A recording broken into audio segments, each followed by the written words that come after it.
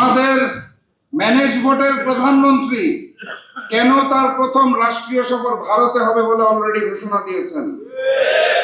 China যখন আমাদেরকে জ্বালানি তেল দিতে চাইল, সেই প্রশ্নটা আমরা কানে না তুলে, সেই প্রস্তাবটাকে কানে না তুলে কেন ভারতের থেকে জ্বালানি তেলের জন্য আবেদন দিচ্ছি।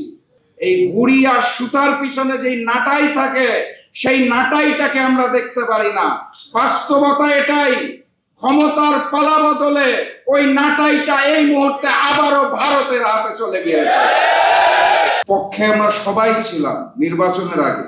সেই গণভোটের রায়ের বিরুদ্ধে সরকার হঠাৎ করে কেন গেল, এই বিষয়টা একটু বুঝে দেখতে হবে। এখানে একাডেমিক যারা আছে তারা কথা বলবেন, আমরা শুনবো। আমি আজকে দীর্ঘ বক্তব্য দিব না, আমি এখানে কিছু প্রশ্ন রেখে যেতে চাই আপনাদের সামনে, যে কেন গণভোটের রায় সরকার গ্রহণ না করে সংকটের মুখে ফেলে দিল দেশকে। 72 ঘন্টা ময়েশ্চার লক সমৃদ্ধ লিলি বডি ওয়াশ শিয়া বাটারের গুডনেস স্কিন রিপেয়ার করে রাখে সফট ও গ্লোয়িং। আমাদের যে কথাগুলো কেউ বলবে না, সেই কথাগুলো আমি একটু আপনাদের ধরিয়ে দিয়ে চলে যেতে চাই।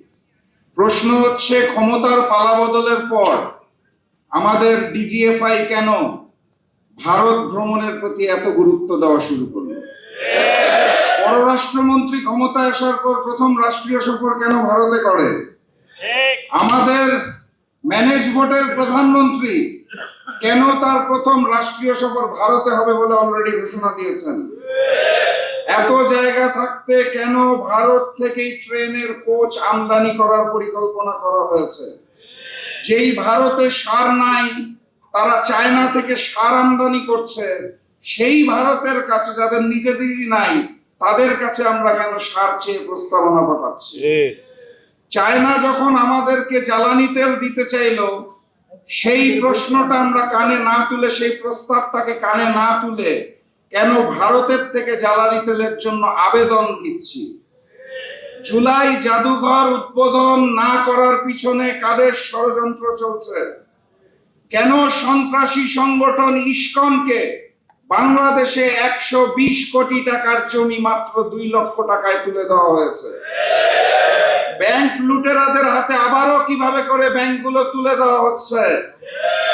প্রশ্ন করতে হবে, শিলং থেকে ট্রেনিং প্রাপ্ত সেই নেতা, যিনি বর্তমানে বাংলাদেশের প্রক্সি প্রধানমন্ত্রী, তার হাতে কেন আমার এই সোনা?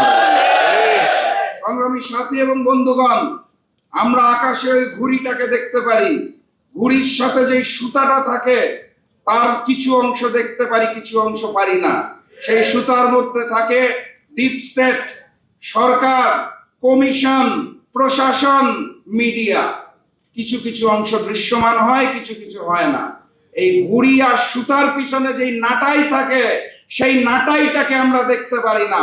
বাস্তবতা এটাই, ক্ষমতার পালা বদলে ওই নাটাইটা এই মুহূর্তে আবারও ভারতের হাতে চলে গিয়েছে। এখন প্রশ্ন করতে পারেন, ভারত কেন গণভোটকে মানতে চাইছে না? কেন তারা জুলাইকে ভয় পাইছে?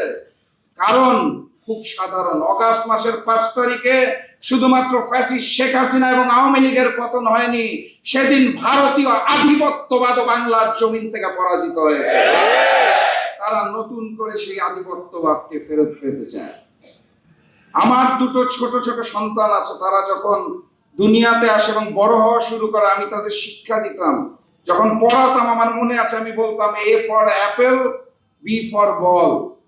হিন্দুস্তান, ভারত আমাদের শিখাতে চায় A for Awami League, B for BNP.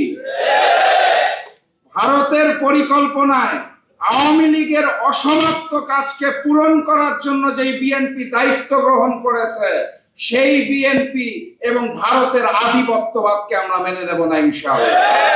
কথাবার্তা পরিষ্কার। 1 জুলাই গিয়েছে, আরেক জুলাই আসবে। 1 গণ অভ্যুত্থান গিয়েছে, আগামী গণ অভ্যুত্থান আসতে যাচ্ছে। যদি না হয় সংসদে, সমাধান হবে রাজপথে।